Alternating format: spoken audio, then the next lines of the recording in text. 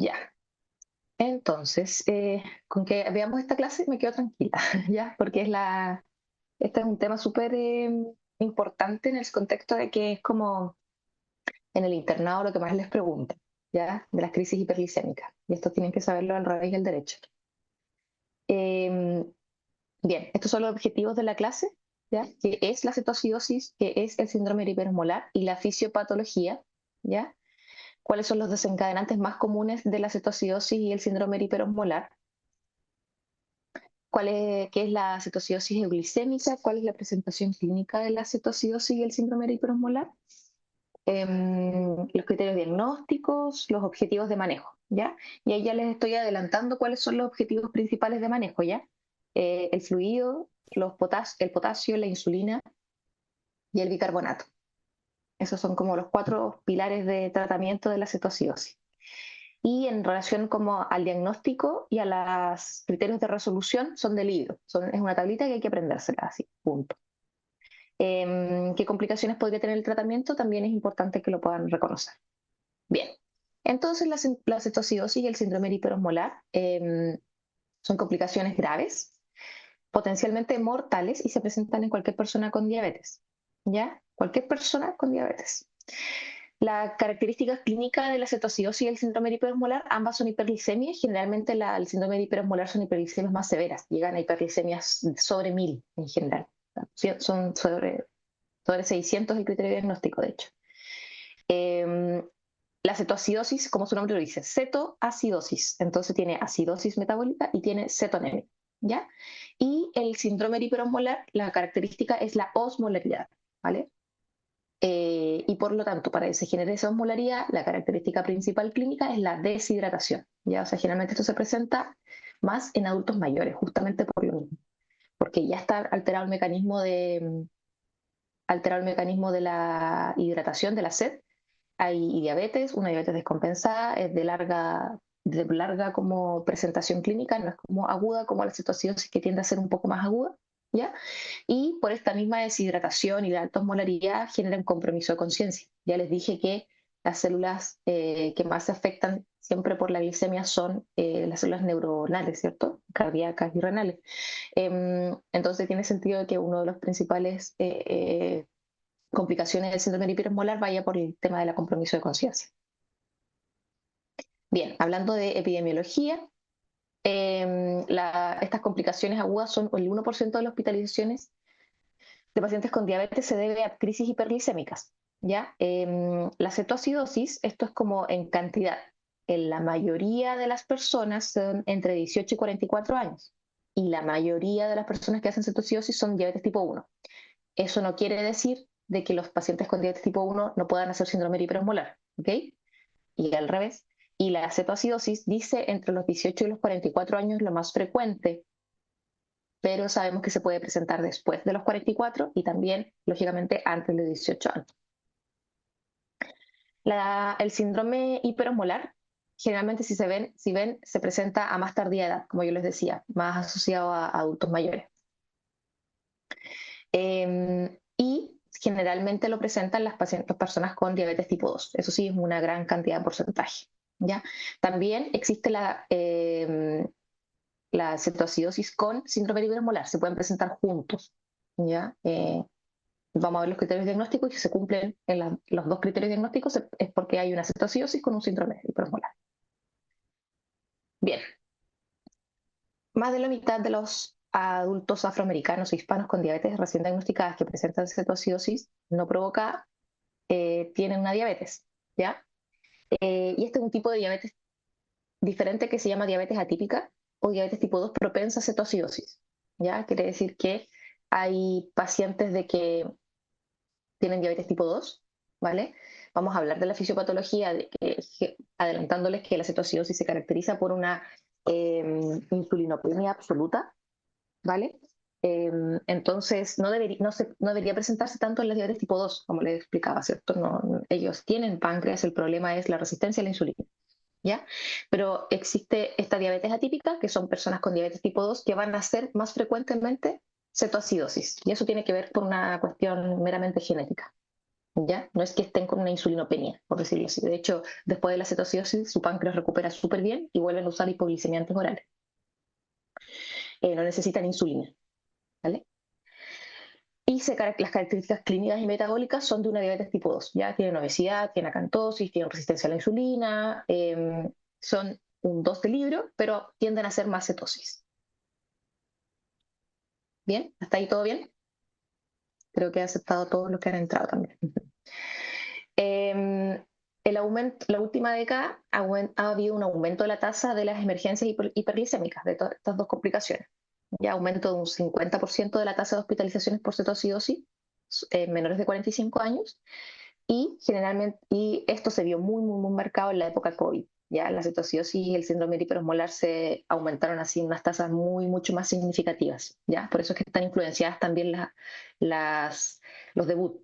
Ya se vio de que el COVID generaba alteraciones a nivel pancreáticas que estimulaban al debut de la diabetes tipo 1. ¿Ya? Entonces, pacientes que tenían, ¿se acuerda? Bueno, todavía no hablamos de diabetes tipo 1, pero lo que les explicaba de que hay un patrón genético, hay una alteración genética en diabetes tipo 1, pero hay factores ambientales que también van a llevar a que estos debuten, de que esto se presente fenotípicamente, esta genética se muestre, ¿vale?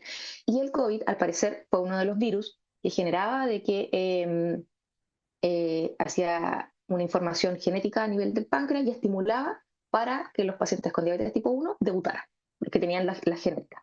¿Ya? Entonces, por eso es que se dio una mayor cantidad. Y también en estos pacientes con diabetes tipo 2 con tendencia a cetosis, también, más que nada, más que por el COVID o el virus mismo, tiene que ver por el cuadro inflamatorio que generaba el COVID, generaba una mucha insulinoresistencia, la inflamación genera insulinoresistencia y eso también generaba cuadros de cetosis en pacientes con diabetes tipo 2. Así que por eso es que hubo tanto aumento como en esta época.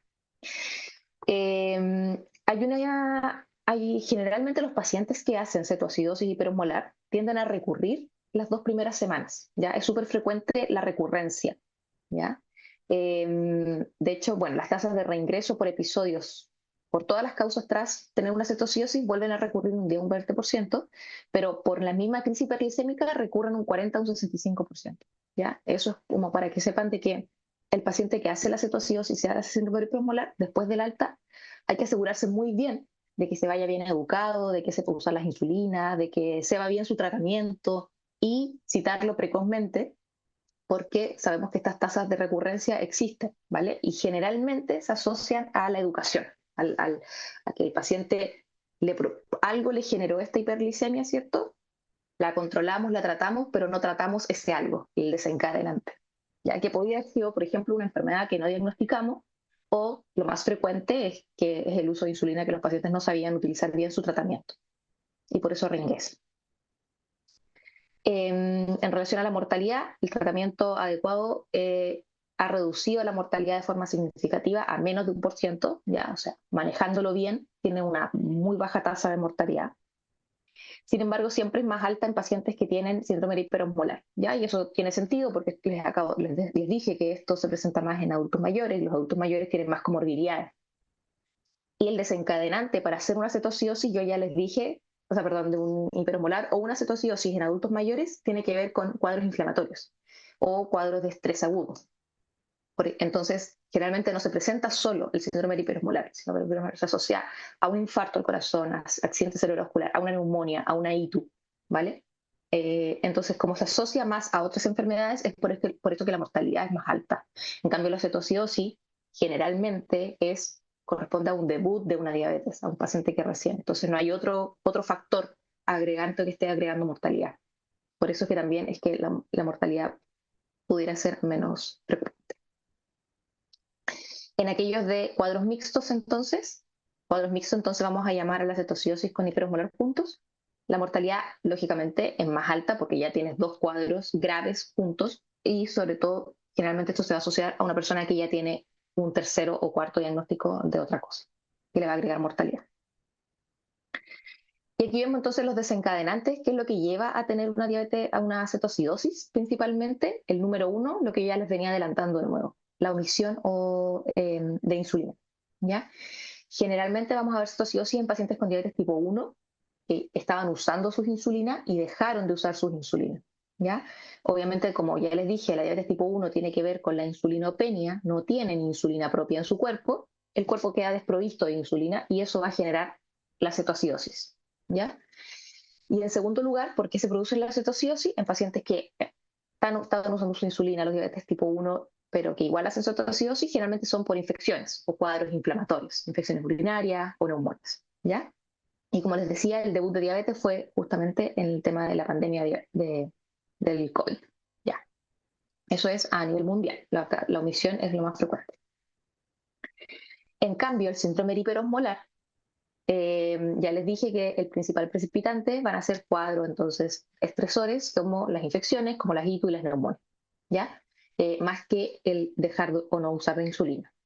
La principal causa en adultos mayores es también porque se asocia, imagínate tener una infección, una INU, una ITU, una neumonía, y además tener una deshidratación. Eso te genera entonces el cuadro de osmolaridad. Hay poliuria, deterioro del mecanismo de la sed por la edad y acceso limitado a los líquidos en el caso de los adultos mayores, lo que va a hacer de que estas infecciones sean más propensas a desencadenar un síndrome hiperosmolar. Y otras cosas, otros desencadenantes que se han visto son lo que también les contaba, los infartos del corazón y cerebro, cualquier cirugía de un estrés agudo, una pancreatitis aguda y fármacos, ¿ya? Como los corticoides, el uso de corticoides en altas dosis, entonces también va a generar mayor hiperglicemia y eso va a generar entonces, si es que no, un mecanismo que pudiera llevar a la síndrome hiperosmolar. Ahora, ojo que existe este nuevo cuadro, ¿cierto? Que ya cada vez es más frecuente, que es la cetoacidosis euglicémica, ¿ya? Con inhibidores de SGLT2. Los SGLT2 son fármacos, vamos a ver la clase de fármacos, ¿cierto? Y una de las características principales de esto es que eh, van a generar fisiopatológicamente el aumento del glucagón y con eso van a generar en pacientes que estén insulinopénicos a llevarlos a una cetoacidosis, ¿ya? Es mucho más grande el riesgo dejar estos fármacos, los SGLT2, en pacientes con diabetes tipo 1. Esto ya lo habían escuchado, ¿cierto? En cardio. Tienen que haberles enseñado de los SGLT2, ¿cierto? De estos fármacos. Bueno, el riesgo es mucho mayor en los pacientes con diabetes tipo 1 porque ellos sí están insulinopénicos, ¿vale? Entonces, darles un SGLT2 está estudiado que aumenta el riesgo. Y en pacientes con diabetes tipo 2, solamente en poblaciones especiales, que son los que están más insulinopénicos, las dietas que están muy bajas en carbohidratos, ayuno prolongado, porque el ayuno prolongado tiende a hacer cetosis, la deshidratación, la ingesta excesiva de alcohol, que también es procetósico, esto, pacientes de diabetes tipo 2 que tengan autoinmunidad, esto en el contexto de que hay muchos pacientes que tienen autoinmunidad positiva de diabetes tipo 1, que no lo sabemos, que tienen los marcadores autoinmunes positivos y se diagnostican como diabetes tipo 2. Entonces pudiera ser esto como un mal diagnóstico de un paciente con diabetes tipo 2, que sea un 1 realmente. Por eso se refiere con autoinmunidad presente. Y los factores precipitantes típicos, los que ya conversamos. ¿Ya? Eso, entonces hay que tenerlo presente justamente en el caso de iniciar inhibidores de SGLT2 en un paciente con diabetes tipo 2, porque ya en los 1 no lo vamos a indicar, ya les dije por qué. Entonces, en los 2 sí lo vamos a indicar porque tiene los beneficios cardiovasculares, renales, ¿cierto? Pero tenemos que tener presente de que tenemos riesgo de que provocarle una cetoacidosis si no estamos considerando estas características que tenga o no ese paciente. ¿Ya? Entonces, cuando yo les pregunto en la prueba, eh, a un cuadro clínico, este paciente con diabetes tipo 2, obesidad, qué sé yo, pero que tiene una ingesta excesiva de alcohol, ¿usted le dejaría SGLT2? No, probablemente, ¿ya? Bien, entonces la fisiopatología, ya también les adelanté un poco que no necesitan saber como tan específicamente la fisiopatología, pero esto les va a ayudar mucho a entender los síntomas de cada uno, ¿ya? Ambos cuadros tienen deficiencia de insulina. Esa es como la fisiopatología número 1, deficiencia de insulina. En el caso de la cetoacidosis es una deficiencia absoluta. Y en el caso del síndrome hiperosmolar es una deficiencia relativa de insulina, ¿ya? O sea, hay menos insulina de lo que se necesita el cuerpo, pero todavía hay. Y tiene que ver entonces con lo que yo les dije, que generalmente se presentan unos en diabetes tipo 1 y otros en diabetes tipo 2. Esta deficiencia absoluta o relativa de insulina, cuando la asociamos a un aumento de hormonas de contrarreguladoras de forma aumentada, van a desencadenar el cuadro. Entonces, si tenemos alguna patología que nos aumente el glucagón, que nos aumente las epinefrina, norepinefrina, cortisol, hormona de crecimiento, y se fijan, todas estas hormonas de contrarreguladoras son las que van a estar presentes en cuadros infecciosos, de ITU, de ACV, ¿vale? En cuadros de estrés agudo, inflamatorios. Entonces, en la cetoacidosis diabética yo tengo la deficiencia absoluta de insulina, tengo el aumento de las hormonas contrarreguladoras. Bien, mi célula entonces no está nutriéndose porque no tengo insulina. La insulina es la que permite que entre la glucosa a la célula. Entonces, mi célula no tiene glucosa. ¿Qué es lo que hace? Esto es lo que les hablé también en la clase de realimentación. Parten las enzimas gluconeogénicas, ¿vale? Entonces se activa en el páncreas o se activa mi sistema para aumentar la formación de glucosa de mi propio cuerpo, de mis reservas.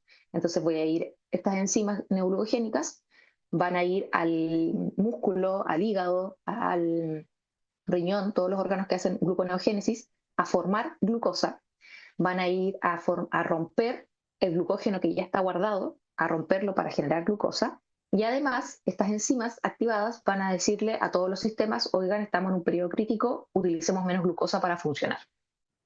Todo esto va a llevar entonces a la hiperglicemia.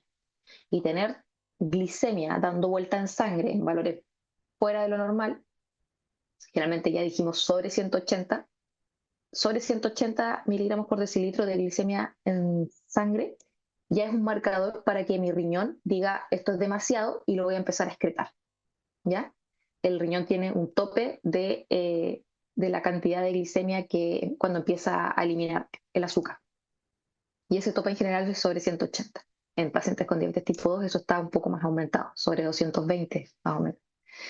Bien, entonces este riñón sensa que hay mucha hiperglicemia y empieza a eliminarla a través de la diuresis, y eso se llama una diuresis osmótica, porque no es solo agua, es una diuresis con contenido, con glucosa.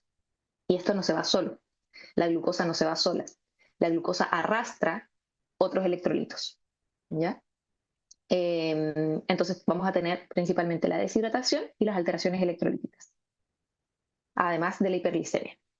Por otro lado, estas hormonas contrarreguladoras van a ir a activar la lipasa hormonosensible, que es otra hormona, ¿ya? Que va a ir al tejido graso, ¿vale? Por una parte teníamos enzimas que van a ir a los músculos que generan glucosa, y esta lipasa hormonosensible va a decir, ok, necesitamos más glucosa, más energía, más que glucosa, necesitamos energía. Sabemos que el paso final de la glucosa es la formación de ATP para la formación de energía. Entonces, esta lipasa hormonosensible va a ir al tejido adiposo del hígado principalmente, y va a romper este tejido adiposo y lo va a meter a una maquinaria para que se generen ácidos grasos libres, ¿vale? Y por una parte, y por otra parte, va a ir a tratar de meterse a esta misma maquinaria la formación de ATP, pero va a ser tan exagerada, si se fijan, la flecha es mucho más gruesa que la enzima gluconeogénica, es tan exagerada la activación de esta hormona, es que tenemos demasiados ácidos grasos libres y tenemos demasiada formación de cetonas. Que si bien la formación de cetonas van a ir a meterse al ciclo de Krebs para la formación de cetonas, perdón, van a ir a meterse para la formación de ATP, va a ser demasiada la formación de cetonas y vamos a tener cetoácidos dando vueltas en sangre. Así como tenemos hiperglicemia, vamos a tener cetoácidos dando vueltas en sangre. Tener cetoácidos dando vueltas en sangre nos va a generar entonces un cambio en el pH de la sangre y va a generar la acidosis, ¿vale? Eso. Y también los ácidos grasos en sangre también generalmente son proacidóticos y también ya les había dicho también que el ácido graso libre genera inflamación y genera insulinoresistencia. Entonces también los pocos receptores que me están quedando ahí, que pudiera ser, por ejemplo, en un paciente con diabetes tipo 2, que no tiende a hacer cetoacidosis, pero puede hacerlo. Si tenemos una gran cantidad de ácidos grasos libres, vamos a tener mayor resistencia a la insulina y por lo tanto vamos a generar que esta insulinopenia relativa que tenía el paciente sea absoluta y haga el cuadro de cetoacidosis. ¿Ya? Bien. ¿Alguna duda respecto a esto? Te lo intenté explicar bien, pero leyendo los cuadritos finalmente es todo lo que va pasando, ¿ok? Me interrumpen cualquier duda. Entonces, dentro de la formación de ácidos grasos, ¿cierto? Ácidos grasos libres, van a generar una maquinaria, van enzimas y se va a formar el acetil-CoA. El acetil-CoA va a formar acetoacetato y acetona. ¿Ya? Generalmente esta flecha va lo normalmente hacia la formación de acetona. Pero cuando tenemos demasiado acetoacetato, se va a ir a formar beta-hidroxibutirato en gran cantidad y después va a dar la vuelta, acetoacetato y después acetona. ¿Ya? Entonces, cuando tenemos demasiados ácidos grasos, demasiado acetil-CoA, ¿ya? Y demasiado cetoacetato, esto se va a desplazar, el equilibrio se va a desplazar hacia la formación de beta-hidroxibutirato, y el beta-hidroxibutirato después, cuando ya pasó el cuadro de la cetoacidosis, o sea, se resolvió, el beta-hidroxibutirato se va a ir eliminando en forma de acetoacetato y acetona. ¿Por qué para mí es importante contarles esto? Porque justamente los que uno mide en sangre son las cetonas en sangre. Y cuando yo les digo cetonas en sangre, las tiras reactivas lo que miden es el acetoacetato y la acetona. Eso mide las tiras reactivas. Pero también hay un examen de laboratorio que se llama beta-hidroxibutirato, que es lo que mide. Entonces, medir el beta-hidroxibutirato es mucho más exacto para saber si es que efectivamente en ese momento está cursando con una cetoacidosis el paciente. ¿Ya? Si yo mido acetoacetato y acetona en un paciente con cetoacidosis, si se fijan, yo voy a estar viendo ya la vía reversa, la vuelta. Entonces puede ser que ya se haya dejado de producir ácidos grasos, se haya dejado de producir acetil-CoA, ¿cierto? Se haya dejado de producir beta-hidroxibutirato, o sea, quiere decir que la resolución ya está hecha de la cetoacidosis, pero como se acumuló tanto, está eliminándose de esta forma y yo justo voy a pedirle una tira reactiva y voy a medir esto. Entonces pudiera falsear algunos diagnósticos más tardíos. ¿Ya? Y acá lo mismo, todo el mecanismo de cómo los ácidos grasos libres entran a esta maquinaria a nivel mitocondrial y forman entonces la formación de cuerpos cetónicos. Y estos cuerpos cetónicos los que van a ir a sangre, generalmente el beta-hidroxibutirato en letras más grandes que el resto que el acetocetato. El síndrome hipermolar es lo mismo, si se fijan, es el mismo cuadro que les presenté. Pero acá dice deficiencia relativa de insulina y las hormonas de contrarregulación en general son mayores, son más marcadas, porque aquí es donde se asocia a otros cuadros también. También se produce la misma activación, se produce la misma gluconeogénesis y la misma hiperglicemia, ¿ya? Pero sumado que el paciente ya tenía una resistencia a la insulina, esto generalmente tiende a ser una hiperglicemia mayor. Y si lo sumamos en días, porque este proceso ya les dije que no era tan agudo, que era más prolongado. Entonces, si estamos días generando neoglucogénesis y glicogenólisis, vamos a tener una mayor hiperglicemia. Por lo tanto, una mayor diuresis osmótica y una mayor deshidratación y anormalidades electrolíticas. Al tener una mayor deshidratación, entonces voy a tener una mayor osmolaridad en sangre. Mi sangre va a ser glucosa. Gracias. ¿Se escucha? Sí, doctora. Sí, Ah, ya. doctora. Sorry. Me acordé cuando entraron. Ya. Bien. Entonces, también se activa también la lipasa hormonosensible, ¿ya? Pero esta lipasa va a ser mucho más débil, esta activación, ¿ya? Y esta activación, porque todo se lo va a llevar la formación de hiperglicemia.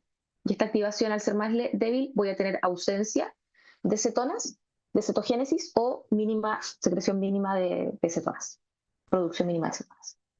¿Ya? Entonces, ya entendiendo bien la fisiopatología de la cetoacidosis, el síndrome de hipermolar viene también, es muy similar. Ya. Mm, La presentación clínica. Un tercio de las emergencias hiperglicémicas tienen una presentación mixta, ¿ya?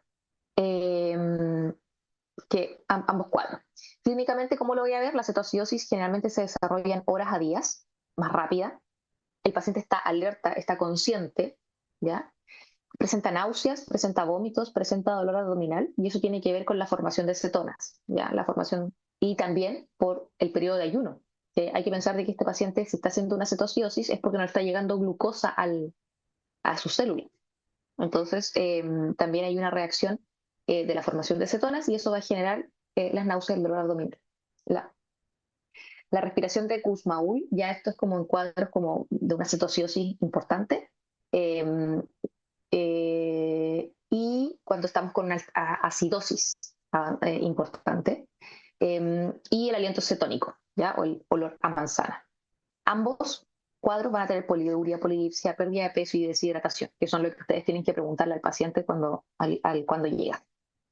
Y el hiperosmolar se desarrolla más en días a semanas, es algún cuadro más larvado, hay un cambio del estado cognitivo, como ya les dije, hay un compromiso de conciencia asociado, y se presenta también con otras enfermedades agudas en la mayoría de las veces. ¿Ya? Esos son la clínica.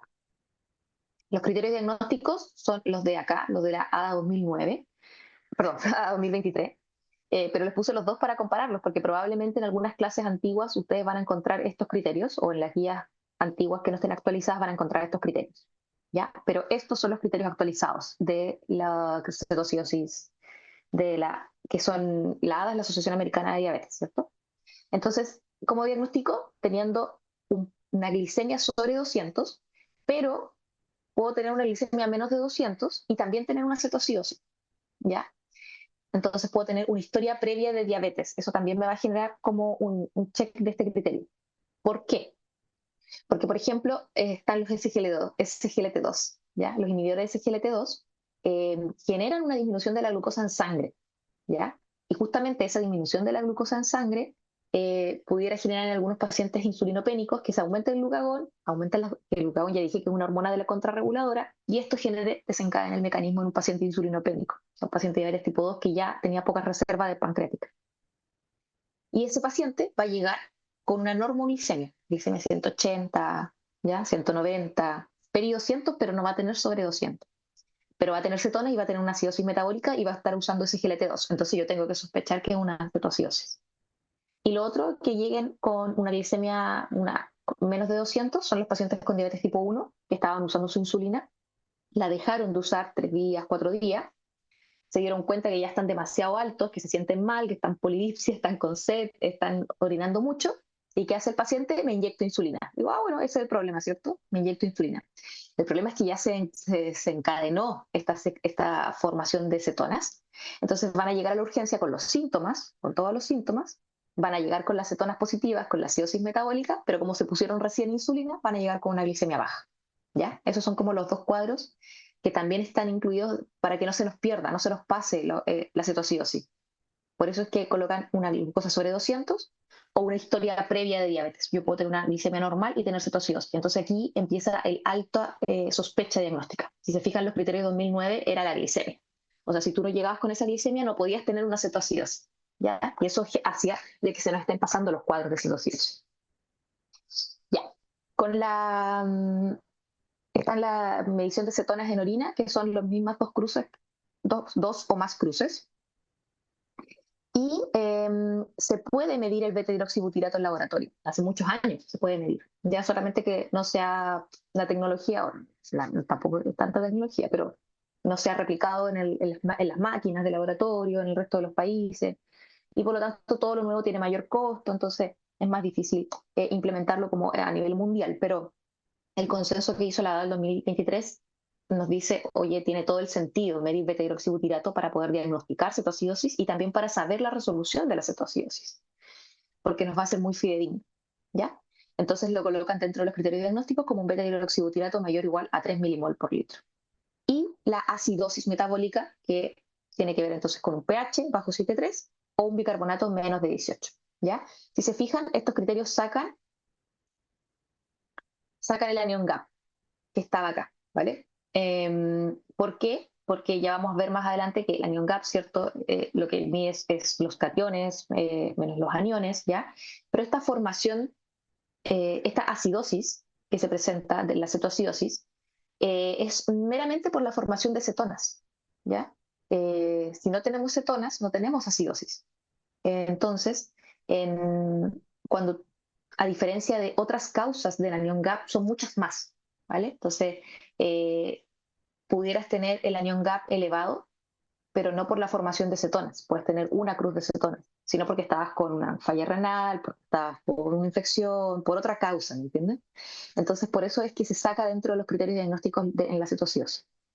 Actualmente tú lo diagnosticas con la acidosis metabólica, las cetonas y el antecedente de diabetes o una glicemia sobre 200. Con eso diagnóstico, ¿ya? No necesito tener un anion gap elevado.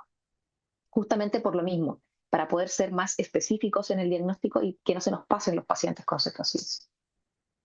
Esta es la medición de cetonas, si se fijan, es una tira reactiva, y la tira reactiva me va a decir entonces positivo o negativo, y si me dice positivo, ¿cuántas cruces? Y acá sale, por ejemplo, por lo menos en nuestro hospital, eh, no, todavía no he tenido esa reunión con el laboratorio, porque claro, los criterios diagnósticos son en cruces, pero en nuestro hospital nos informan en números, ¿ya?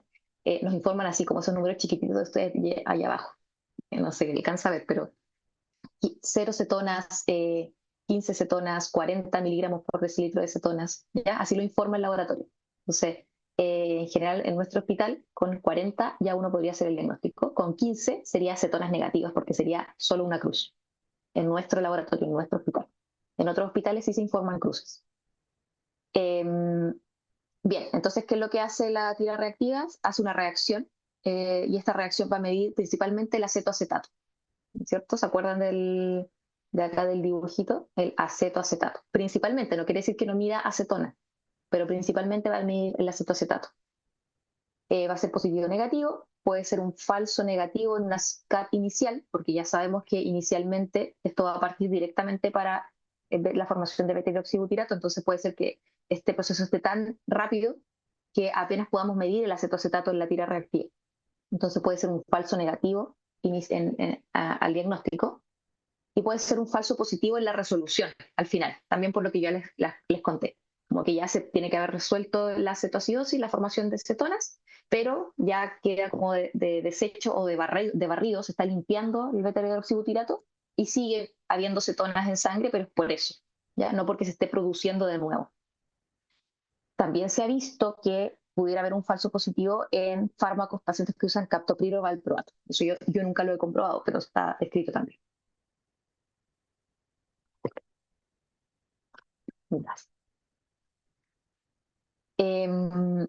Bien, por eso es que el beta-hidroxibutirato es específico, y este se puede medir o capilar o venoso, en sangre, pero también hay máquinas que miden cetonas con tiras reactivas, así como la glucosa. O sea, así cuando te pinchas un hemoglucotest, también te pinchas igual, lo colocas en la máquina, pero la máquina te va a decir las cetonas. En este caso, por ejemplo, dice 5,8. Esto es en milimol por litro, por lo tanto sería un diagnóstico de una cetosis, porque es más de 3. De una cetosis, perdón, falta la acidosis. Lo que yo les contaba del anion gap, la brecha aniónica, entonces diferencia entre cationes y aniones, y es usada para tratar entonces la acidosis metabólica en general. Entonces cualquier cuadro que te genere una acidosis metabólica te va a generar un anion gap elevado, ¿ya? Eh, Características cuando ustedes quieran usar el anion gap, porque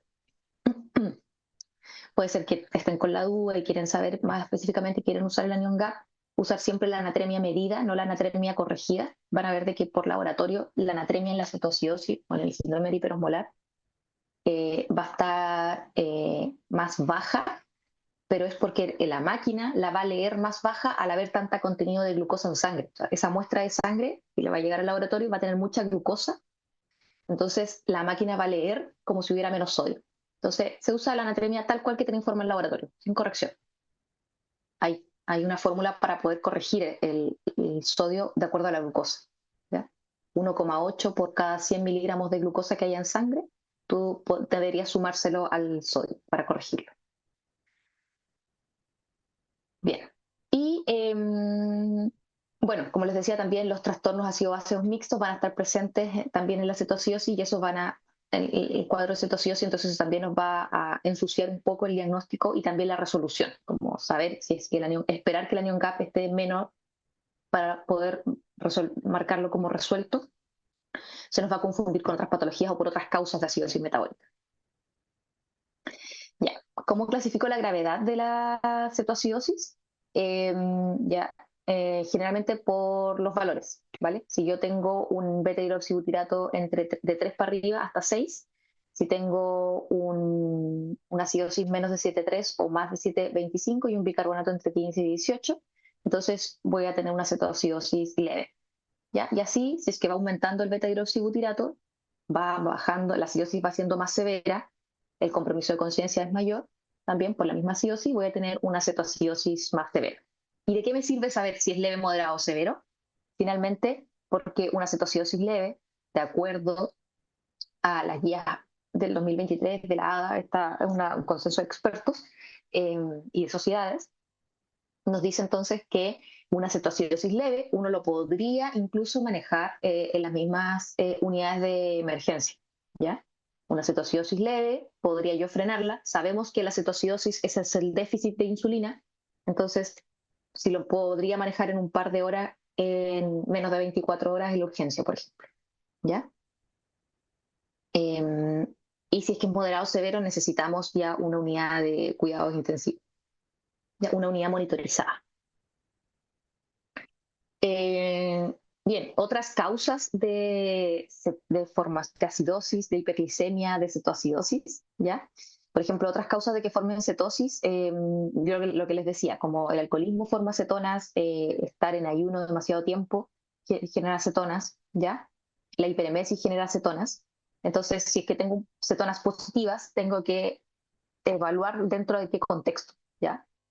No solamente tener cetonas para el diagnóstico de cetoacidosis, tengo que tener la acidosis, tengo que tener la hiperglicemia, ¿ya? Así como otras causas de hiperglicemia y otras causas de acidosis metabólica, una acidosis láctica, ¿ya? Entonces tengo que estar, no toda cetosis positiva es una cetoacidosis. Eso es como lo que he querido transmitir con este cuadro.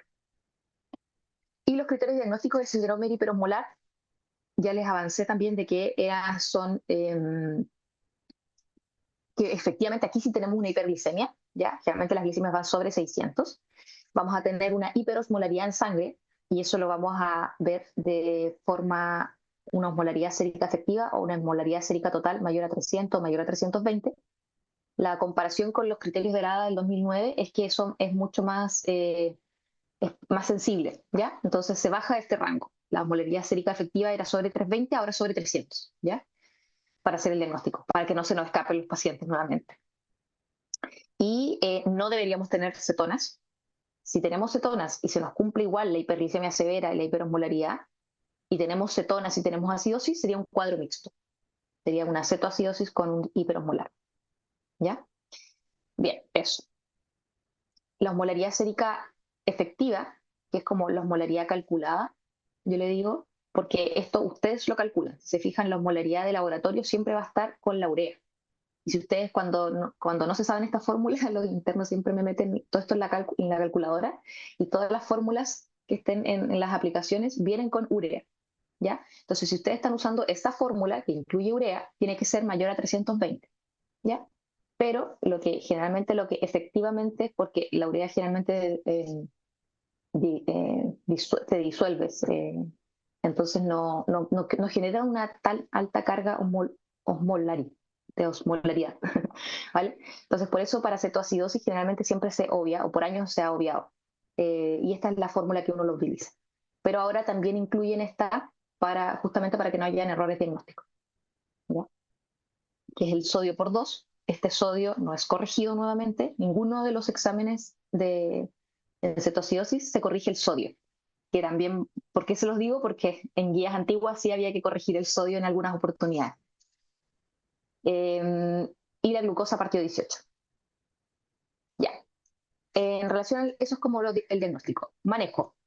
El uso de protocolos estandarizados para el manejo de la cetoacidosis ha demostrado menor tiempo de resolución, reducción de la estadía hospitalaria y menos complicaciones, ¿ya? Entonces, donde trabajen ustedes, usen un protocolo. El que tenga el hospital, el que hay ahora una guía de la Sochidiap que trae un protocolo, ¿ya? O el protocolo que aprendan ustedes acá y se lo llevan a su hospital donde trabajen. La idea es que usar un protocolo. Eso ha generado todos estos beneficios. Y los objetivos como clínicos de la cetoacidosis es reponer la volemia y la perfusión tisular. Ojo que la puse ahí en número 1. Es antes de la insulina. Es reponer la volemia.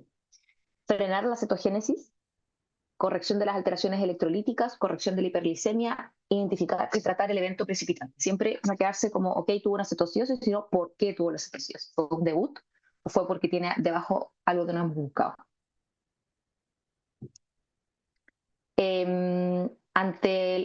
Ante la alta sospecha, pedir un laboratorio inicial con los criterios diagnósticos, la glucosa, los electrolitos para poder sacar el sodio, el potasio, ¿cierto? Los gases para ver el bicarbonato y el pH, el hemograma completo para buscar la causa también, si es que hay parámetros inflamatorios, por ejemplo, los niveles de cetona en sangre o orina. Cuando hablo de niveles de cetonas, pueden ser cetonas tiras reactivas o beta-hidroxibutirato.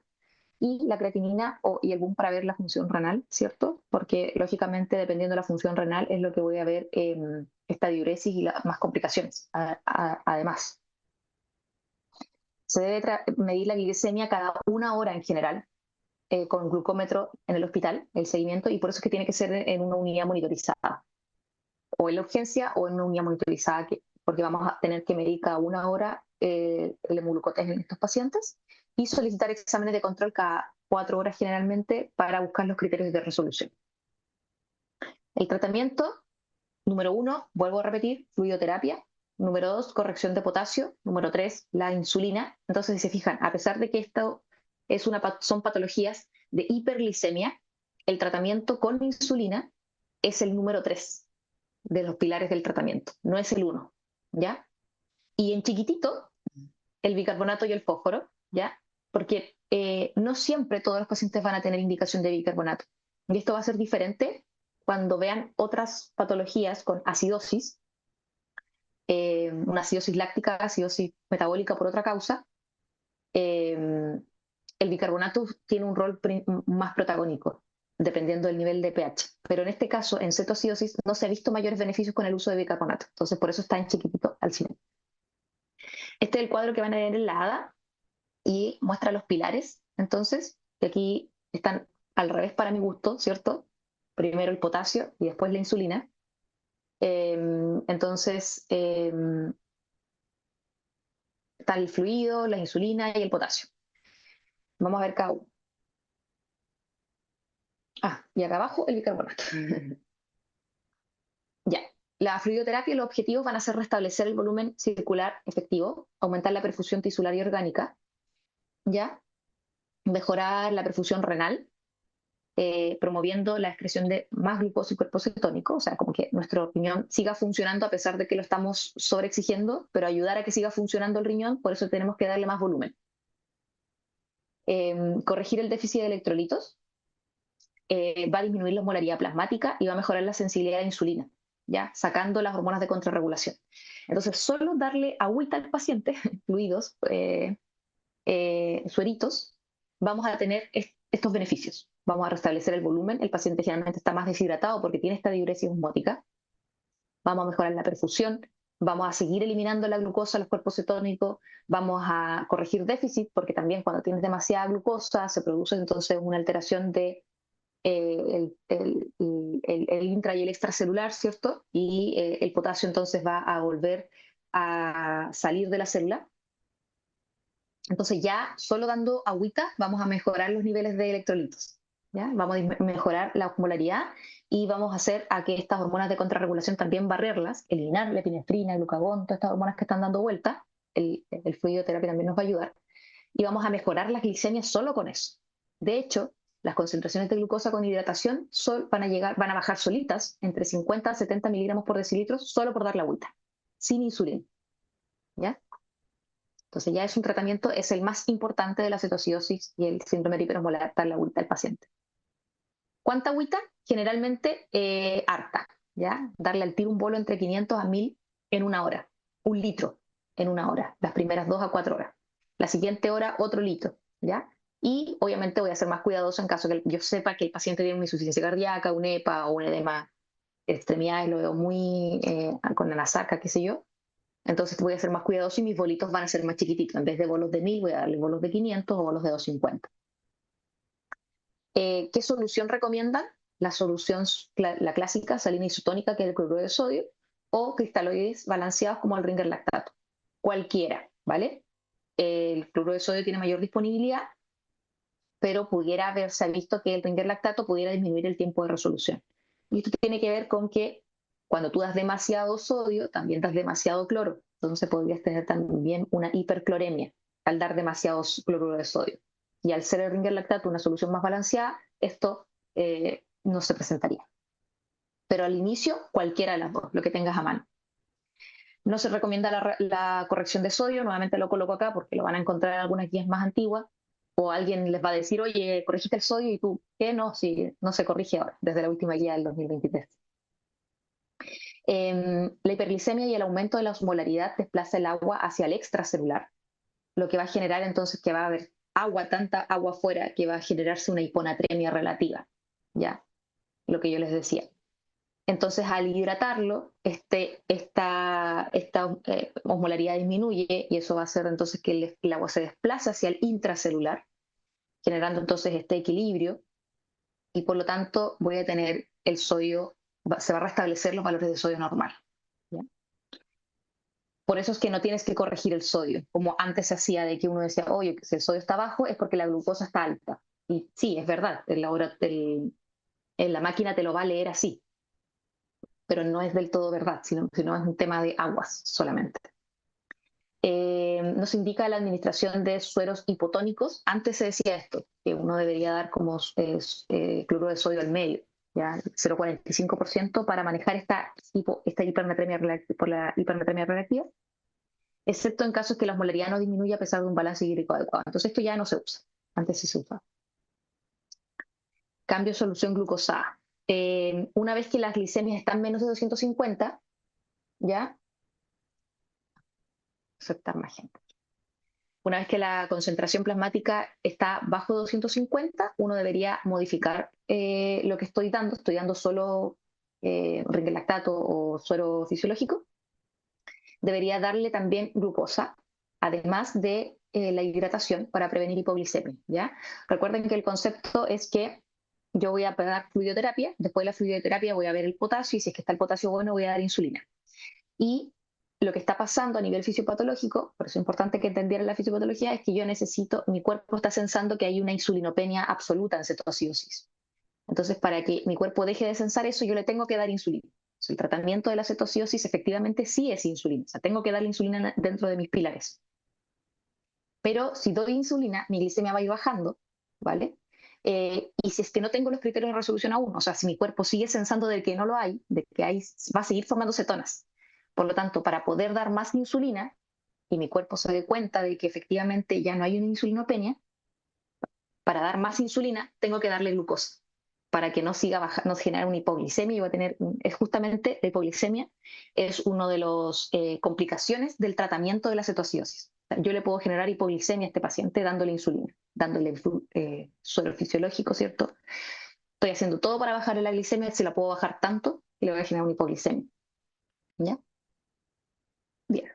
Por eso es que en algún momento del tratamiento, que generalmente es cuando tengo una glicemia de 250, yo tengo que dar glucosa para poder seguir dando insulina. Ese es el concepto, ¿ya? Entonces, por ejemplo, en la cetoacidosis donde llegan con glicemias menos de 200, yo entraría al tiro con la glucosa. Debería darle al tiro fisiológico y al momento de dar insulina tiene que ir con glucosa para poder dar insulina, si no, no voy a poder dar insulina si es que no doy glucosa. Voy a tener la hipoglicemia. ¿Se entendió eso bien? Bien. Siguiente pilar, el potasio. Aquí dice insulina, pero ya les dije que el potasio es el siguiente pilar. ¿Por qué? Porque cuando yo doy insulina, cuando se va corrigiendo la acidosis, ya les dije que al poner más solo agüita ya voy a ir corrigiendo la acidosis, al haber más expansión de volumen y el aumento de la caliuresis, porque tengo esta diuresis osmótica, va a disminuir el potasio sérico. Entonces tengo muchos motivos por los cuales el potasio va a ir bajando en el tratamiento a medida que yo empiezo a tratar. Yo parto con el suero y ya el potasio me va a ir bajando. Si le doy insulina me va a bajar más, ¿ya? Entonces, y la hipocalemia tiene riesgo de arritmias, debilidades en músculos respiratorios y podría generar mortalidad. Por eso es que después de darle fluidos, yo chequeo cómo está mi potasio. ¿Cómo está mi potasio? Si tengo un potasio menos de 3,5, debería darle potasio antes de dar insulina. Si tengo un potasio entre 3,5 y 5, yo debería dar 10 a 20 milimol o miliequivalentes de potasio y podría iniciar insulina, pero tendría que darle por insulina y potasio.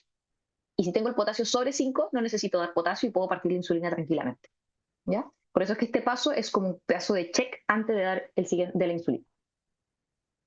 Y el siguiente paso es la insulina. ¿ya? Que es el mecanismo por el cual se frena la lipólisis y la formación de cetonas. Estas hormonas que se estimularon, realmente las enzimas catabólicas, perdón, las enzimas neoglucogénesis y la lipasa hormonosensible van a dejar de actuar, ¿cierto? Cuando sensen de que hay insulina dando vuelta, ¿ya? Entonces, por eso la insulina es la que nos va a frenar el proceso de cetoacidosis.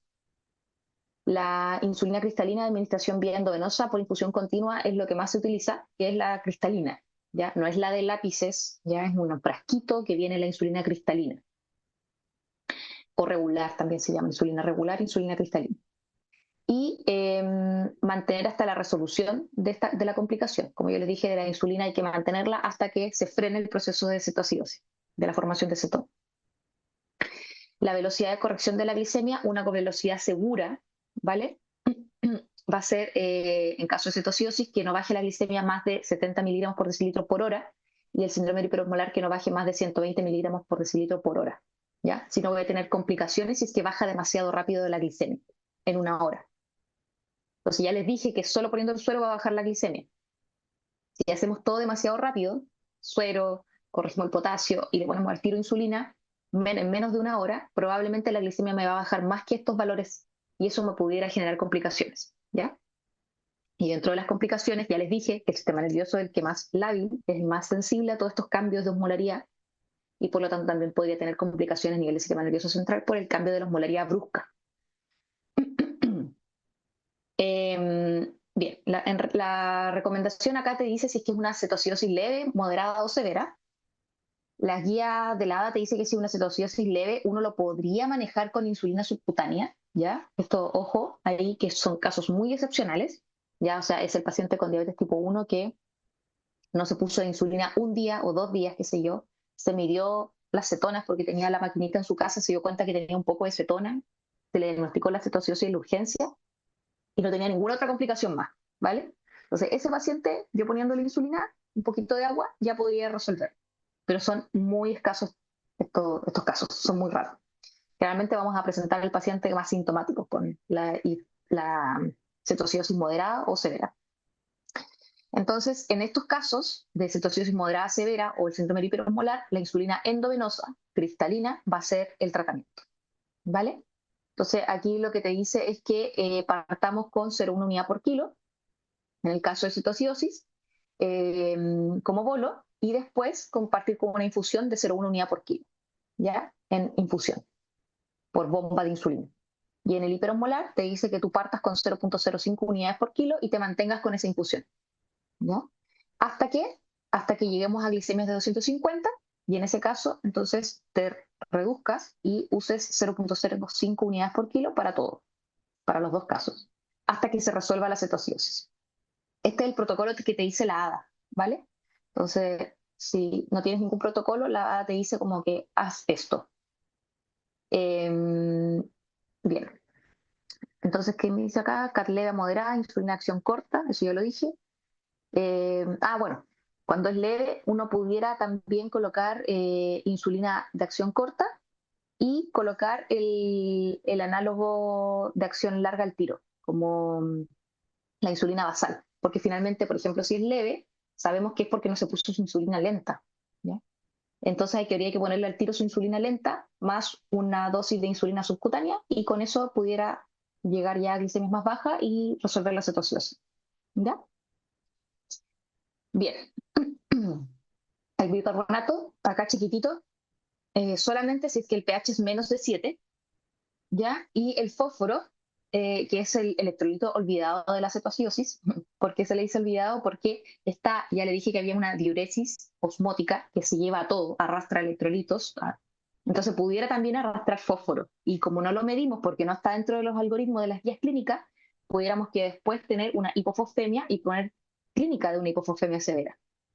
Alteración muscular, dolor muscular, muy parecido a todas las clínicas de la hipocalemia severa, del potasio bajo. Entonces la recomendación también es medir el fósforo, ¿vale? Estar también presente con un seguimiento de fósforo. ¿Cuáles son las complicaciones del tratamiento? La hipoglicemia, que se nos pase la mano con la insulina y no le dimos glucosa, ¿ya? Un edema pulmonar agudo por darle demasiado volumen a un paciente que quizás no lo tolera. Eventos tromboembólicos pudieran presentarse generalmente en caso de pacientes que hacen síndrome hiperosmolar, ¿ya? Entonces está tan alta la osmolaridad que pudiera generarse o desencadenar eventos tromboembólicos en pacientes que ya tenían factores de riesgo para eso. Otra complicación es la hipocalemia, ¿cierto? Si es que no chequeamos el potasio antes de dar insulina, podemos generar hipocalemia. La acidosis hiperclorémica, si es que le damos demasiado cloruro de sodio, ¿ya? Y no nos cambiamos a Ringer lactato, o por último no vigilamos que esté generándose esta acidosis. Y esto es lo que yo les decía, si es que baja demasiado rápido la glucosa, podemos generar edema cerebral y un síndrome de desmielinización, si es que la osmolaridad baja demasiado rápido. La osmolaridad baja demasiado rápido porque la glucosa baja demasiado rápido. Entonces la monitorización frecuente del paciente es esencial.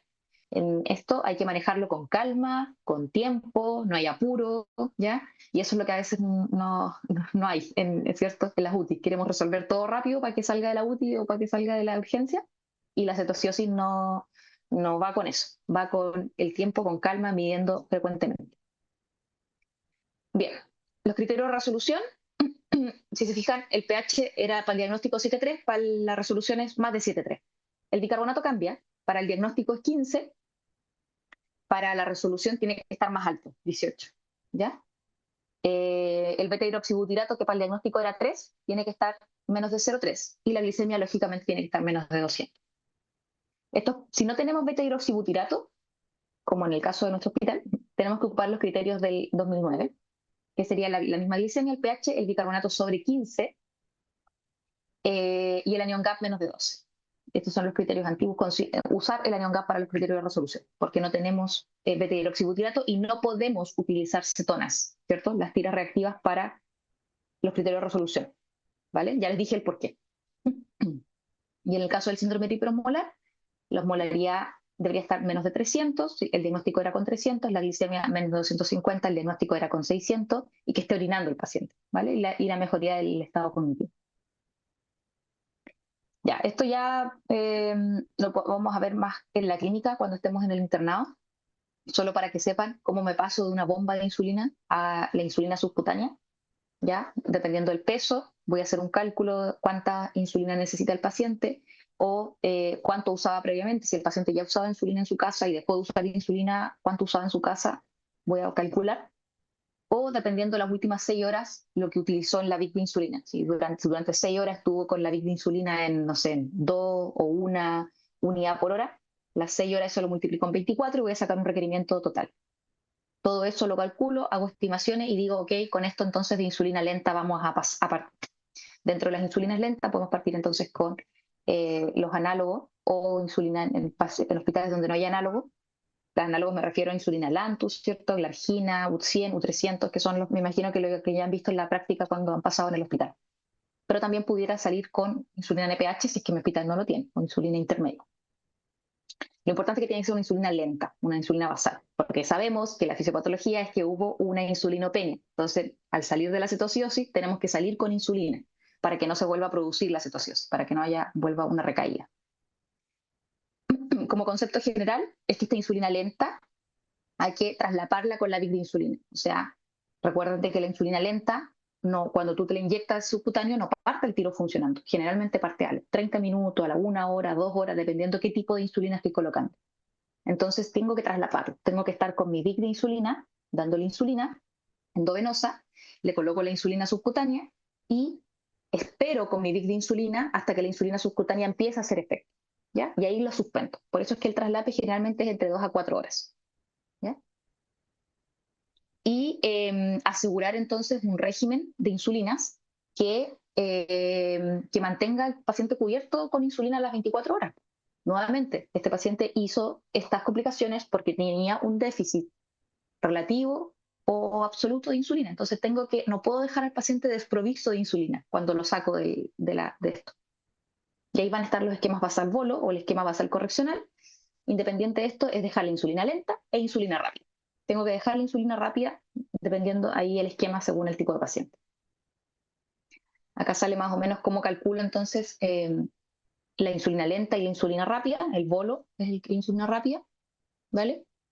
Esto me lo voy a saltar porque en realidad es como mucho más específico, les sirve a ustedes para después, para estudiar para el internado. Ahí les sirve para calcular las dosis de insulina. Así que eso, pues chiquillos, yo creo que es importante la prevención.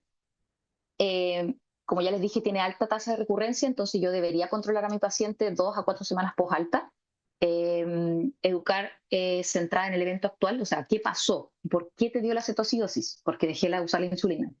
Porque, no sé, la insulina la puse en el congelador, entonces, o la insulina quedó al lado del calentador, entonces yo juraba que me estaba poniendo insulina bien, pero me había echado a perder la insulina. Eh, porque me dio una neumonía, me dio una ITU, ¿ya? Y si estaba con un cuadro infeccioso, entonces educación de los sick days, o sea, ¿qué tienes que hacer cuando te vuelvas a enfermar? Prevenir, aumentar las dosis de insulina, por ejemplo, ¿ya? Y no olvidar las indicaciones al alta de los suministros de insulina, o sea, que tengan sus cintas, sus lancetas, sus agujas, que tengan su equipo de monitor. Yo no saco nada a indicar insulina si no indico insulina con educación. Voy a tener recurrencia de estas complicaciones. La clave de la diferencia es el grado de insuficiencia de insulina, absoluta o relativa. La omisión de la insulina es lo principal desencadenante de la cetoacidosis y del síndrome hiperomolar, las infecciones. Reconocer la cetoacidosis euglicémica por el nivel de SGLT2. Saber que existen criterios diagnósticos de resolución nuevos, que son de hace poquito, 2024, así que se van a encontrar, ustedes están en la etapa de transición todavía.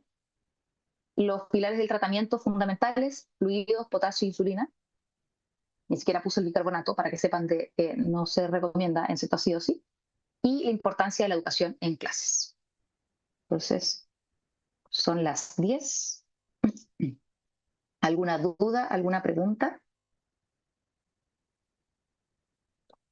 Un corazoncito. Muchas gracias, Isidora. eh, dígame. Sí, yo tengo una pregunta en cuanto al manejo. Ahí como que me perdí un poco. Bueno, Sí, entendí sí. como la fluidoterapia para como barrer las hormonas de contrarregulación y reponer la bulimia y todo eso y mejorar la osmolaridad, pero después hay que cambiar a solución glucosada. ¿Y hasta qué punto se da la solución glucosada? Porque se empieza a dar cuando hay menos de 250 miligramos por Sí, decilitro, pero ¿hasta qué punto como la doy? O sea, ya. sigo monitorando la glicemia. Primero, no es que reemplace una por otra, es que agrego solución glucosada. Entonces el paciente va a estar con una vía con el suerito, con el fisiológico o el ringer lactato, y en otra vía va a estar con la glucosa. O si es que el médico está ahí de turno, uno puede hacer mezcla y colocar como un glucosalino. O sea, a un sodio, perdón, a un litro de glucosal 5, ponerle sodio. Entonces así voy a estar hidratando al paciente y le estoy dando glucosa. Pero eso va a depender, obviamente, de ahí ya lo vamos a ver más en la clínica cómo hacerlo. Pero el concepto es que tiene que haber hidratación y además tiene que haber glucosa. Ambas juntas, no se reemplaza una por otra. Y lo otro es que la glucosa, ¿hasta cuándo? Es lo que yo les decía, de que para poder frenar el proceso de cetogénesis, de formación de cetonas, se necesita insulina, ¿ya? Entonces, la insulina es la que va a dejar que se produzca estas hormonas que hacen la cetogénesis. Por lo tanto, la glucosa la mantengo mientras mantenga la insulina, o sea, hasta el final, hasta la resolución. Una vez que cumplo los criterios de resolución, yo coloco mi insulina subcutánea, 2 horas y suspendo todo. Suspendo la glucosa, suspendo el suerito, suspendo la insulina. Si es que mantengo el suerito, voy a mantener el fisiológico o el ringer lactato, pero eso va a depender de la hidratación del paciente. ¿Ya? La glucosa ya se suspende con la vid de insulina cuando haces el traslado. ¿Ya? ¿Quedó claro? Sí, súper súper claro. ¿Entre qué niveles tiene que estar como la glicemia? Bajo Durante... 250 para poder resolverla. ¿O no? Eso, no, perdón. O era otra pregunta. No, no, yo sé que tiene que estar bajo 250, pero, por ejemplo, o no sé, no sé si lo estoy pensando bien, Ya. pero, por ejemplo, si llega a 100 o empieza a hacer una hipoglicemia, o sea, entiendo que tiene que seguir monitorizado. Sí. Entonces, ¿cuál es mi rango seguro? Ah, ya. Tu rango seguro es generalmente es sobre 100. ¿Ya? Como sobre 100 es un rango seguro. Entonces, si es que está bajando mucho tu glicemia y tú todavía tienes la cetoacidosis, o sea, los exámenes no te dicen los criterios de resolución todavía, y tienes una glicemia en 100, tienes que darle más glucosa al paciente. porque el concepto nuevamente es seguir dando insulina. Si es que tengo una hipoglicemia menos de 100, saco la insulina, pero la saco un rato, media hora, por ejemplo, una hora. Vuelvo a controlar. Si es que la glicemia ya volvió a subir, porque le sigo dando glucosa, porque si yo la glucosa no la paro, saco la insulina si es que tengo una hipoglicemia, ¿ya? Entonces lo controlo una hora más y ya la glicemia subió porque seguía con la glucosa endovenosa, entonces vuelvo a darle insulina, porque tengo que dar insulina hasta que se resuelva esto. Tengo que seguir dando insulina y tengo que hacer lo posible para poder dar insulina. ¿Ya? Si tengo hipoglicemia, saco insulina un rato y vuelvo. Pero hasta que tenga los criterios de resolución en mi mano, ahí recién puedo sacar la insulina y la glucosa juntas. Buena pregunta. Eso generalmente es una de las dudas que pasa en la UCI, en la UTI, las enfermeras cuando me preguntan, ¿qué hacemos? Gracias, doctora. Entonces tendría que estar como entre 100 y 200, como ese Eso, sería mi rango seguro. exacto.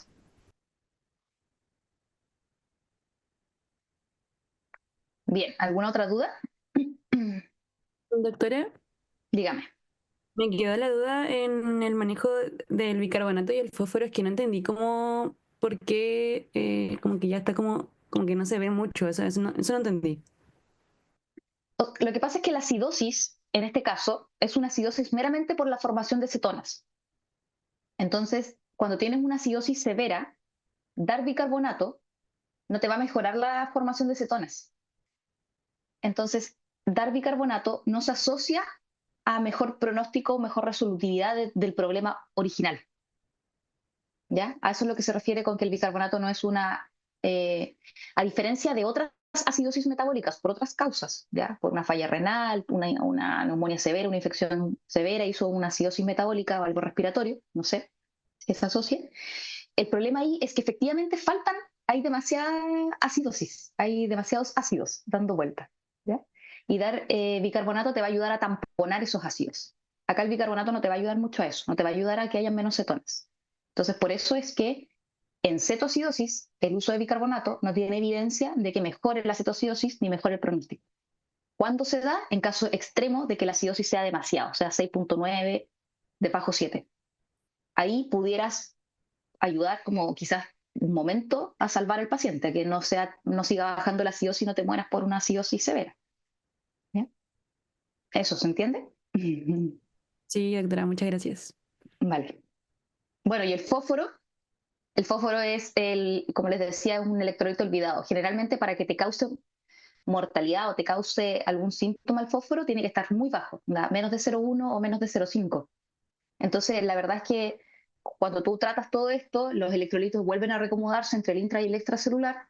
Entonces, generalmente tienes hipofosfemia, pero valores como de 1 generalmente. Entonces, no es una urgencia tampoco tratarlo, pero sí pudiera prolongar una hospitalización, porque, por ejemplo, salió de la UTI, llega a sala y yo le pido exámenes porque yo sé de cetocidosis, entonces yo le pido el fósforo y veo que en la UTI nunca le pidieron el fósforo y está en 0,9, 0,8.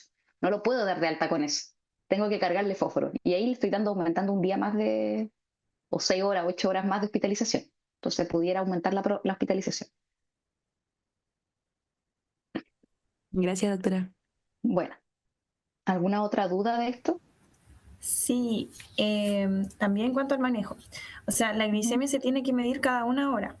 Sí, Y en cuanto al hemograma, los exámenes de laboratorio, ¿cada cuánto se repite o solo al ingreso? al ingreso y en general cada 4 horas. Como que tú cada 4 horas vas viendo, vas haciendo un checklist. ¿Cumple criterio o no cumple criterio? No, tengo que seguir con lo que estoy haciendo. Cada una hora midiendo glicemia. Cada 4 horas en general voy a ir pidiendo los exámenes de resolución. Finalmente es para eso, es para ver los exámenes los criterios de resolución y ver cómo está mi potasio, cómo está mi cloro, cómo está mi estado general. Si es que tengo alguno otro, ver el fósforo, por ejemplo, y entre medio podría pedir el fósforo para ver si es que es necesario darle fósforo también.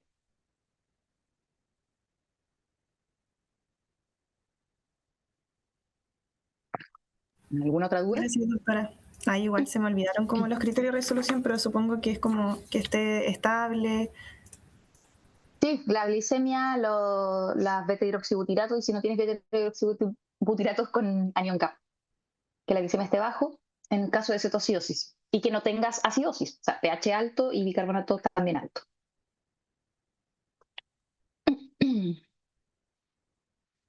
Ya.